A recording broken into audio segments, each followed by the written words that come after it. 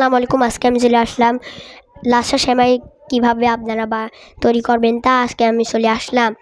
200 গ্রামের লাচ্ছা সেমাই তৈরি করবেন। দেখতে পাচ্ছেন কি সুন্দর লাচ্ছা সেমাই। এভাবে কীভাবে বানাবেন আপনারা তা আজকে এই ভিডিওটা নিয়ে আনলাম। তাহলে চলো ভিডিওটা শুরু করা যাক। প্রথমে আমরা একটা লাচ্ছা সেমাই নিয়ে নিয়েছি 200 গ্রামের, এক প্যাকেট লাচ্ছা সেমাই নিয়েছি 200 গ্রামের। দেখতে পাচ্ছেন লাচ্ছা সেমাই নিয়েছি। আর এখানে হলো আমরা কিশমিশ দিয়ে দিয়েছি। এখানে কিশমিশ নিতে হবে 2 টেবিল চামচ কিশমিশ নিতে হবে। আর হলো এলাচ 2টা, দারুচিনি 2টা আমরা এখানে নিয়ে নিয়েছি। আর এখানে চিনি নিয়েছি 1 কাপ চিনি নিয়েছি। আর এর উপরে হলো 1 চিমটি লবণ নিয়েছি। আমরা একটা কড়াইতে 1 লিটার দুধ নিয়েছি। এই দুধটা ফুটে গেছে। এবার আমরা চিনি আর লবণ দিয়ে নেব।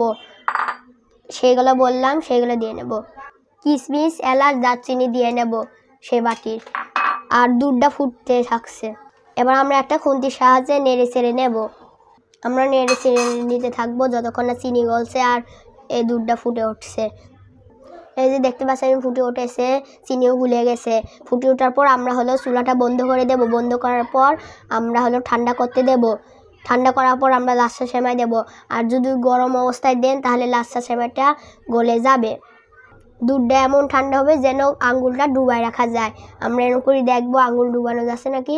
ঠান্ডা হওয়ার পর ফিরে আসি। দেখতে পাচ্ছেন আমাদের দুধটা ঠান্ডা হয়ে গেছে। দেখুন আমরা আঙুল দিয়ে দেখছি ঠান্ডা হয়ে গেছে, আঙুল ডুবানো যাচ্ছে। এবার আমরা এলাচ আর দারচিনি যেগুলো দিয়েছিলাম এগুলো আমরা ফেলে দেব তুলে। আর দুধটা এখন কুসুম গরম আছে। এবার আমরা সেমাইটা ঢেলে দেব, লাচ্ছা সেমাইটা। এবার আমরা একটা বাটিতে কড়াইয়ের সব দুধ আমরা ঢেলে দেব।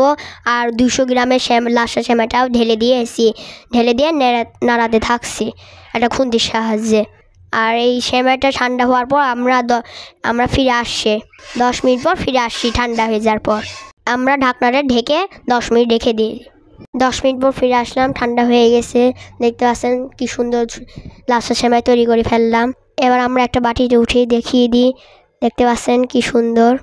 তাহলে ভিডিওটা কেমন লাগলো কমেন্টে জানাবেন। তাহলে ভিডিওটা ভালো লাগলে লাইক শেয়ার কমেন্টে জানাবেন। তাহলে আল্লাহ হাফেজ।